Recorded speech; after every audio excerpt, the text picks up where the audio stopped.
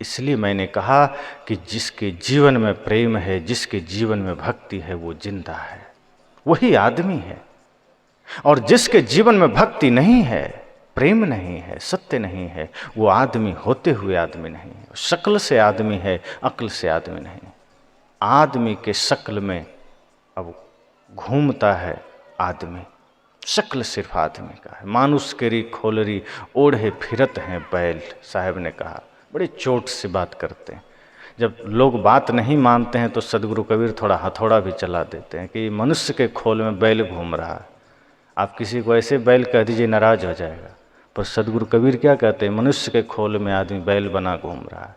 बैल का मतलब जो बोझा ढोए, बस चले, अंधाधुंध दुनियादारी में काम करे, कोई मतलब नहीं। इसलिए हम सबको वैसा नहीं करना। ये मनुष्य का शरीर मिला है, ये मनुष्य का खोल मिला है, तो मनुष्यता भी होनी चाहिए, इंसानियत भी होनी चाहिए, गुरु की भक्ति भी होनी चाहिए।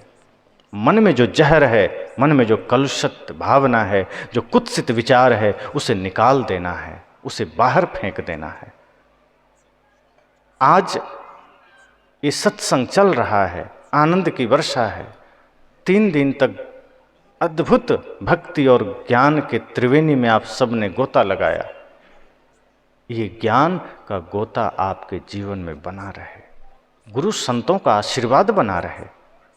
कुछ देर में ये सत्संग विराम होगा, ये सत्संग खत्म नहीं होगा, यहाँ सिर्फ विराम होगा। अगर इस सत्संग को आप सदा चालू रखना चाहते हैं तो यहाँ भले विराम हो जाए, पर ये सत्संग आपके जीवन में कभी विराम ना हो। ये सत्संग आपके हृदय में चलते रहे। सभा समाप्त हो जाएगी, पर यदि आपने जीवन में से नहीं उतारा तो ये समझना सत्संग भी खत्म हो गया। और यदि आपने इस सत्संग को जीवन में उतार लिया, हृदय में भर लिया, तो सभा संपन्न हो जाएगी, पर सत्संग अखंड आपके जीवन में चलता रहेगा। सत्संग की धारा प्रवाहित होती रहेगी। सद्ज्ञान की धारा प्रवाहित है गुरुदेव आपके चरणों में। गुरु के चरणों से, सद्गुरु के चरणों से जो ज्ञान की धारा निकल रही है, जब उस धारा को हम अपने हृदय में समा लेते हैं तो हमारे जीवन में कभी सत्संग विराम नहीं होता, कभी ज्ञान समाप्त नहीं होता। यही हम सबको भी करना है कि जो अवसर मिला, जो समय मिला, इसका सदुपयोग करना है। सदगुरु कबीर पूछते हैं, सो मोरे मन कब भज हो सतनाम। बड़े प्यार से पूछते हैं, सो मोरे मन कब भज हो सतनाम। सतनाम कब भज हो सतनाम। सो मोरे मन कब भज हो सतनाम। बालापन सब खेल गमायो, बालापन सब खेल गमायो। जवानी में व्यापो काम,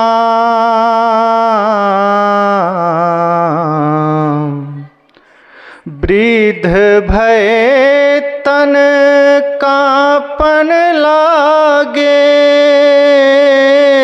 वृद्ध भय तन कांपन लागे, लटकन लागे चाम।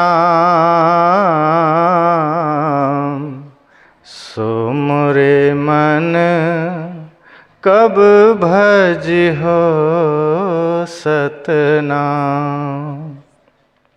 सतनाम कब भज हो सतनाम। लाठी टेकी चलत मार्ग में, लाठी टेक चलत मार्ग में, सह्यो जात नहीं घाम।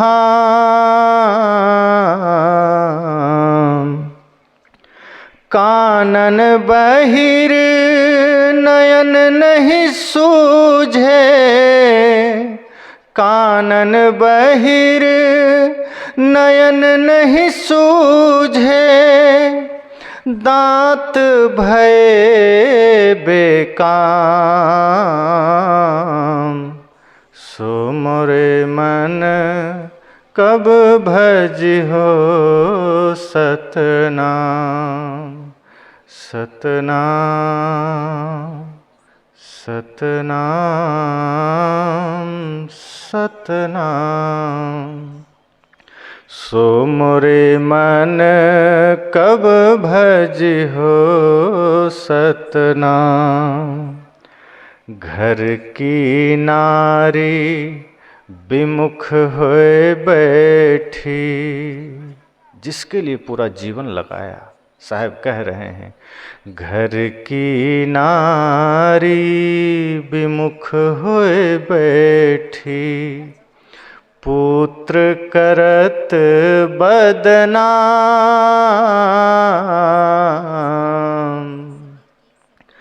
बड़बड़ाते हैं बिरथा बूढ़ा,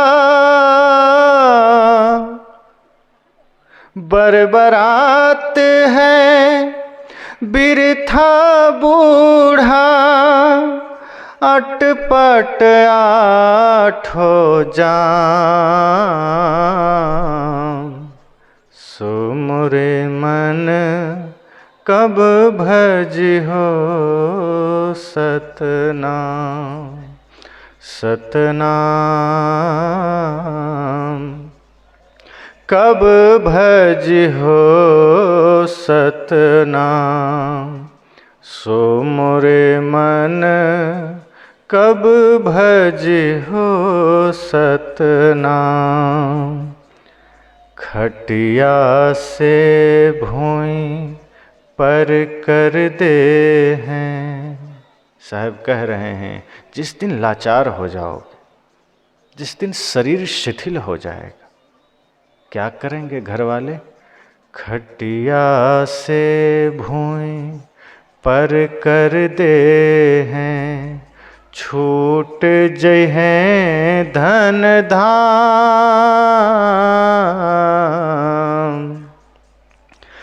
कहें कबीर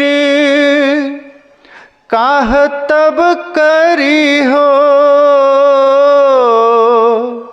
कहें कबीर काह तब करी हो, पड़ी है जम से काम। सो मोरे मन कब भजिहो सतनाम। सो मोरे मन कब भजिहो सतनाम, सतनाम कब भजिहो सतनाम, कब भजिहो सतनाम। सदगुरु कबीर कितने प्यार से पूछते हैं, ए मेरे मन, सब कुछ तुमने किया, इस सतनाम कब भजोगे? कभी सोचा कि जिस जीवन में संसार के पीछे तुम भाग रहे हो, जिस जीवन में तुम धन के पीछे भाग रहे हो, एक दिन जब ये सब छूट जाएगा तब क्या साथ देगा? तो कौन तुम्हारा सहारा बनेगा?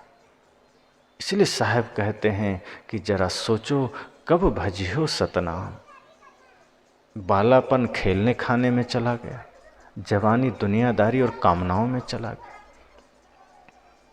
सारा समय निकल गया। घर में जब जीने लगा तो घर परिवार में संसार में चला गया। बुढ़ापा आई, चाम लटक गए, दांत हिलने लगे, कानों से सुनाई देना कम हो गया, आँखों से दिखना कम हो गया, अब भजन कब करोगे? अब भी तुम कल पर टाल रहे हो कि कल भजन कर लेंगे। साहब कहते हैं मेरे मन अब कल पर मत टालो, समय बड़ा कीमती है, आज ही भजन कर लो, क्योंकि घर में क्या होगा, ज़्यादा लाचार हो जाओगे तो खटिया से नीचे कर देंगे। जो घर जो खाट तुमने ही बनाए हैं, जो संपत्ति तुमने ही जोड़े हैं, तुम्हारे घर वाले तुम्हें खुद उससे अलग कर देंगे। कहीं कबीर काह तब करी हो, सोचो उस वक्त क्या करेंगे आप? शरीर में शक्ति भी ना होगी, सामर्थ्य भी ना होगा, क्या करेंगे? कहीं कबीर काह तब करी हो, पड़े हैं जम से काम। जिस पुत्र को आपने जन्म दिया, जो रिश्ते नाते आपने जोड़े, अब वो काम नहीं देंगे, जम से काम पड़ेगा। और यमराज से जब काम पड़ जाएगा, मौत से जब काम पड़ जाएगा, यमराज सामने होगा तो लड़ने वाला आपके तरफ से कौन होगा? न पुत्र, न धन, न पत्नी, न परिवार। सद्गुरु आपका वकील है। अगर वो आपने कर लिया तो यमराज से गुरु ही आपको बचाएंगे। जैसे आप कहीं मुकदमे में फंस जाते हैं तो वकील का काम क्या होता है? बढ़िया वकील है तो मुकदमा लड़ करके आपको सजा होने से बचा लेता है। सद्गुरु भी समझो वकील हैं। और ये धर्म के न्यायालय में जब आपके जीवन में मृत्यु आपको लेकर खड़ी रहेगी, यमराज लेकर खड़ा रहेगा, तो सद्गुरु अगर आपके जीवन में हैं, भक्ति अगर आपके जीवन में है, तो सद्गुरु आपके तरफ से आपका मुकदमा लड़ करके आपको बचा लेंगे कि तुम्हें कुछ होने नहीं देंगे। पर सद्गुरु को तो हमने जीवन में उतारा ही नहीं, उनके चरणों का आशीष तो हमने लिया ही नहीं। हम तो सिर्फ उनको चित्र में पूजते रहे, हम तो सिर्फ उनका नाम जपते रहे, उनको हमने अपने हृदय में उतरने ही नहीं दिया। जिस दिन सद्गुरु का ज्ञान, सद्गुरु का आदर्श हम सब के जीवन में हृदय में उतर जाएगा, पाप छूट जाएंगे, सारे पाप मिट जाएंगे। इसलिए हम सबको ध्यान देना है सजग होकर के कि ये जीवन बड़ा नश्वर है, कोई साथी नहीं, धर्म ही साथी है, सद्गुरु का ज्ञान ही साथी है, गुरु की भक्ति ही साथी है। इसलिए बाकी सब छूटे तो छूटे, भक्ति न छूटे, बाकी सब छूटे तो छूटे, प्रेम न छूटे। समय कम है, जीवन का भी समय कम है, और हम सब संकेत नहीं समझते हैं। कई बार मृत्यु संकेत तो देती है, लेकिन आदमी चालाक है। बाल सफ़ेद शुरू हो जाए होना, समझिए मृत्यु ने संकेत भेज दिया है कि सावधान हो जाइए, अब हम आने वाले हैं। पर आदमी इतना चालाक है कि मेहंदी लगा के काला कर लेता है कि मृत्यु को धोखा हो जाए कि हम अभी ठीक। मृत्यु को हम धोखा देने में कोई कसर नहीं छोड़ते, पर मृत्यु को सब पता है कि कौन बाहर से काला है, कौन अंदर से काला है, किसने सफ़ेद को ढक दिया है और किसने क्या किया है। चेहरे में झुर्रियाँ पड़ गई तो पैसा है तो चले गए, प्लास्टिक सर्जरी करवा लिया ताकि मृत्यु को धोखा हो जाए कि आदमी तो भी जवान है। पर मृत्यु को कभी धोखा नहीं होता, वो साथ साथ चलती है। जिसकी मृत्यु है, मृत्यु उसे ही उठाती है, दूसरे को बिल्कुल नहीं छूती। और जिसका टाइम हो गया है उसी को जाना है। लेकिन हम लोग क्या करते हैं, बाल काले करवा लिए, कान से सुनाई देना कम हुआ, संकेत आ गया, समझ जाइए मृत्यु ने वारंट भेज दिया है, और आदमी मशीन लगा लेता है कि कोई बात नहीं, हम अभी सुनेंगे, संसार सुनेंगे हम। आँखों से दिखाई देना कम हुआ, चश्मा चढ़ गया। हालांकि आदमी ये सोच के चश्मा नहीं लगाता कि मृत्यु को धोखा देंगे, लेकिन संसार को जानना है, समझना है, जब तक जी रहे हैं देखना है। पर सच कहिए तो गहराई से ये संकेत हैं कि आप सजग हो जाइए। आपके अंग अगर शिथिल होना शुरू हो जाए, आपके अंग अगर काम करना कम कर दे, तो समझ जाइए कि अवस्था इशारा कर रहा है। ये घड़ी समझ ले तो बंदे, इशारा घड़ी का नहीं है भरोसा जरा जिंदगी का। फिर इस घड़ी का इशारा समझ जाइए। और सच तो यह है कि इस धरती पर जाना सबको है, राजा हो रंक हो, सबको जाना है। और मृत्यु से कभी धोखा नहीं होता कि चलो गलती से किसी को उठा लिया, कि लेने आना था मुझे और बगल में इनको उठा लिया, ऐसा नहीं होता। उसके पास पक्का इन्फॉर्मेशन है। आज आधार कार्ड आज आया है, फिर भी सरकार को धोखा हो जाता है। कितने फर्जीवाड़े निकल के आते हैं। और मृत्यु के पास कोई आधार कार्ड नहीं, फिर भी वो एकदम सही आदमी को उठाता है। हजारों आदमी खड़े रहेंगे, लाखों करोड़ों, पर जिसका जिसका जहां निर्धारित है उसी उसी को उठाता है। चारों तरफ लोग मौजूद हैं, बीच में से उठा लेता है। मृत्यु इतना ताकतवर है। एक बड़े ही मनोरंजक घटना के साथ वाणी को विराम दो। एक बार यमराज सोचा चलो आज हम ही चलते हैं धरती पर, कुछ लोगों को ले आएं, खाली बैठे हैं। लिस्ट बना लिया, एक तरफ से रजिस्टर लिया, चला आया धरती पर। तो पहला नाम एक जवान लड़के का था, उसका टाइम पूरा हो गया था। उसके दरवाजे पर घंटी बजाया, उसने कहा कौन? कहा खोलो तो पता चल जाएगा। खोला तो देखता है सिंह उंग लेके भैंसा पर कोई आदमी खड़ा है। कहा कौन? का यमराज। तो आदमी आज का बड़ा हिम्मतवाज है, वो डरा नहीं लड़का। कहा आइए आइए बैठिए। बैठाया। कहा चाय पानी? कहा नहीं नहीं हम तुम्हें लेने आए हैं। कह अरे ठीक है लेने आए हैं, ठीक है थोड़ा चाय तो पी लीजिए। यमराज सोचता है लड़का डर नहीं रहा है, बड़ा बहादुर मालूम पड़ता है, चलो 2 मिनट समय दे देते हैं। बैठ गए, चाय पिलाया, बैठ गए। लड़का समझ गया हमको लेने आया है, थोड़ा कुछ चालाकी करें। जब आदमी थोड़ा चापलूस होता है, चालाकी करता है, तो कई बार काम बन जाता है। उसने सोचा कहीं यमराज के सामने हमारी चालाकी चल गई तो थोड़ा मोहलत मिल जाएगा। वो चाय पीते रहा यमराज, तब तक ये पैर दबाने लगा।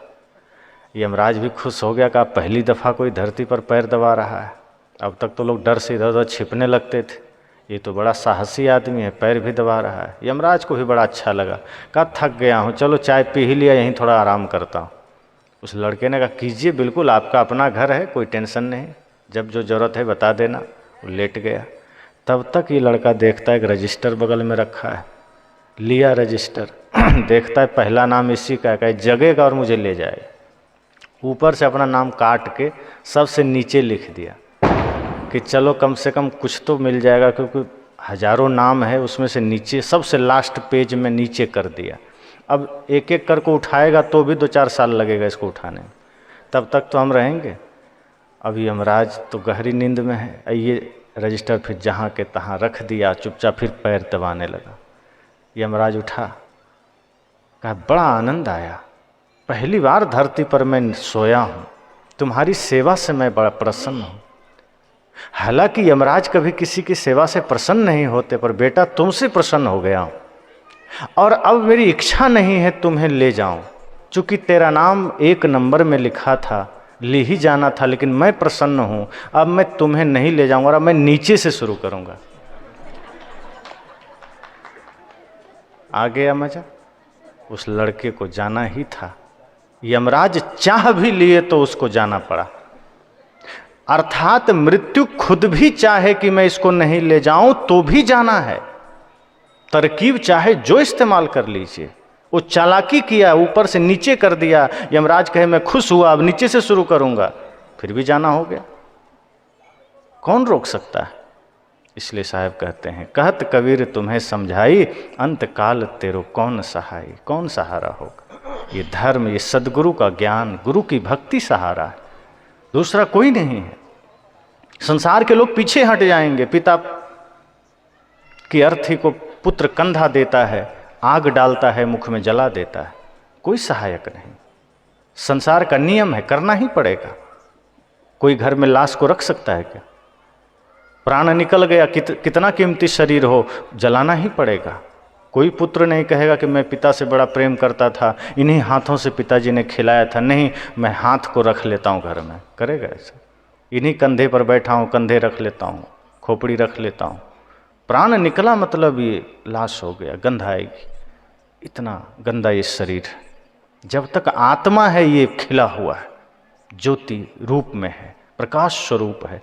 आत्मा निकलते ही सबसे गंदा शरीर हो जाता है, कोई वहाँ बैठना तक राजी नहीं होता। छूने तक को आदमी घबराता है। तो इतना गंदा शरीर, ये जब तक चमक रहा है समझो आत्मा इसमें है, ज्योति इसमें है। और आत्मा रहते अगर हमने भक्ति भी धारण कर लिया तो शरीर भले मिट जाएगा, आत्मा सदैव गुरु के चरणों में बना रहेगी। उस सतलोक उसी को मिलेगा, वरना नरक लोक तो रखा है। इसलिए हम सबको सजग होना है, जागृत होना है और गुरु भक्ति में मन को लगाना है। जिसके मन में गुरु भक्ति आ गई, जिसके जीवन में गुरु भक्ति आ गई, प्रेम आ गया, साहब कहते हैं वही इस धरती पर जिंदा है, वरना सब मुर्दा है। तो हम सब जिंदा हैं या मुर्दा हैं, हम सबको देखना है। हम क्या जीवन में कर रहे हैं वो हमें देखना है और अपने अपने जीवन की ओर निहारिए और कोशिश कीजिए इस धरती पर हम जिंदा होकर ही जाएं, मर के ना जाएं, जिंदा ही रहें और जिंदा ही जाएं। बस।